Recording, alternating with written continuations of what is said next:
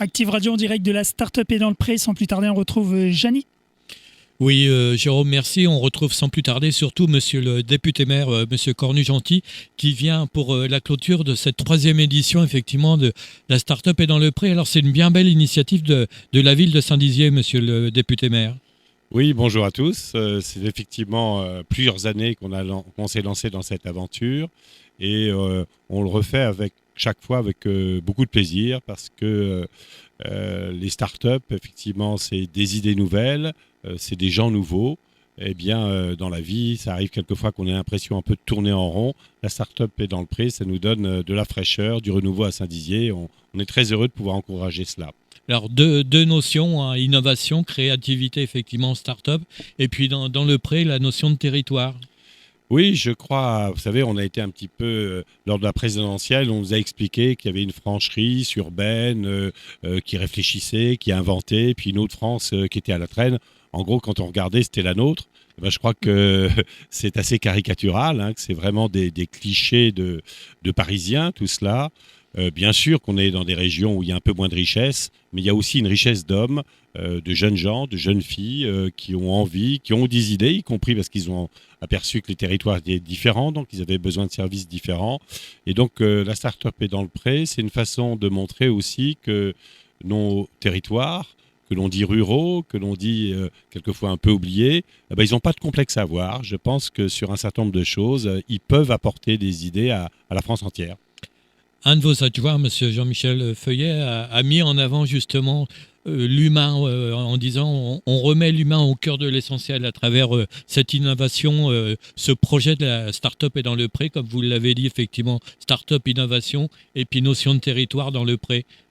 L'humain, c'est très important ici, hein. On voit que très souvent, ce qui nuit le plus aux- aux gens qui ont des projets, c'est de se sentir seul, c'est toute la paperasserie, c'est la difficulté à tester les idées. Donc là, tous les coachs qui sont des gens engagés sur le territoire, qui sont passionnés par le territoire, ils viennent apporter à ces jeunes quelque chose. Donc oui, la création d'entreprises, la création de start-up, c'est pas quelque chose d'égoïste, c'est quelque chose qu'on fait ici avec vraiment un esprit de solidarité. Et Jean-Michel est pour beaucoup dans cet état d'esprit.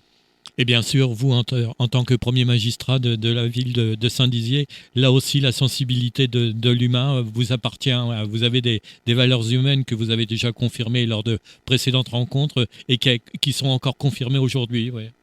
Je crois effectivement que vous savez, il y a des gens qui font de la politique un peu comme ils font du marketing. Alors, on assemble tous les gens qui vous ressemblent et puis on se méfie des autres justement parce qu'ils ne nous ressemblent pas.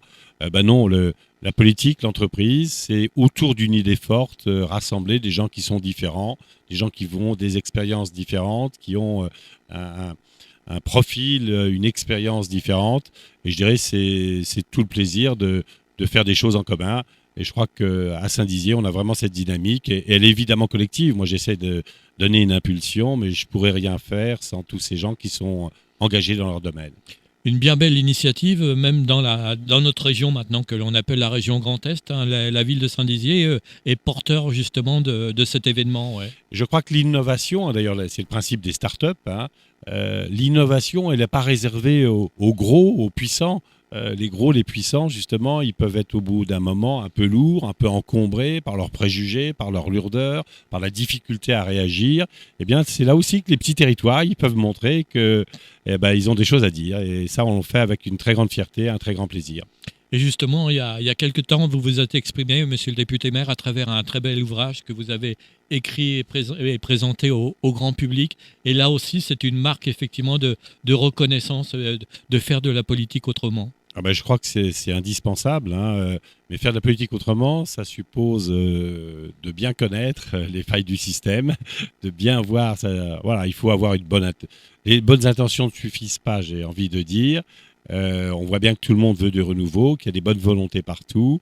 Il faut savoir les mobiliser et savoir les mobiliser à partir d'une vision juste et équitable. C'est ce qu'on essaie de faire ici.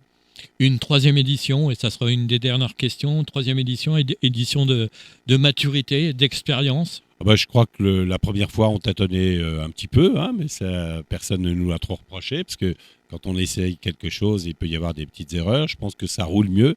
J'espère y compris que les médias comme les vôtres sont un petit peu mieux installés qu'avant.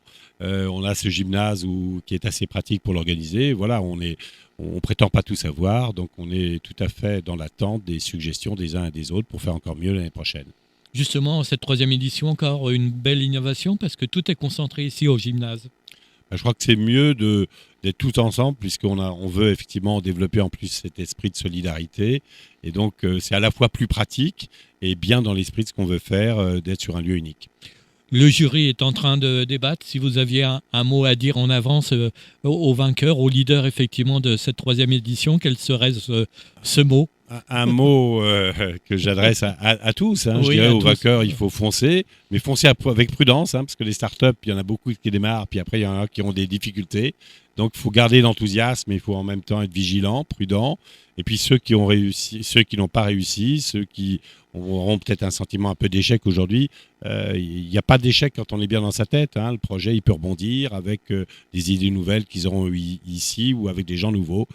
Donc, l'échec, il est dans la tête et il peut être dépassé si on a beaucoup d'énergie et d'envie. C'est ce que je souhaite à chacun des projets. Une toute dernière question, monsieur le député maire. Si vous aviez un souhait aussi pour une 4e édition, quel serait ce souhait ou ces souhaits? Parce que c'est une certaine fierté lorsqu'on est premier magistrat d'une ville comme Saint-Dizier de mettre sur pied un tel événement. Il n'y a pas de souhait particulier, si ce n'est que d'avoir des projets de grande qualité et d'avoir un petit peu plus de projets chaque année, d'arriver à gérer à la fois la montée en gamme, on dit, des projets et la montée en nombre. Mais je crois que c'est bien parti. Il ne faut pas vouloir aussi être trop gros. Je crois que l'expérience est quelque chose de très utile. Il ne faut pas vouloir aller trop vite. On a construit quelque chose de solide. On va essayer de le développer encore. Procédons étape par étape. Eh bien, merci pour votre disponibilité et puis un grand merci aux organisateurs et bien sûr à l'ensemble de la ville de Saint-Dizier et vos adjoints et toute l'équipe de l'organisation. Merci à vous. Merci à vous.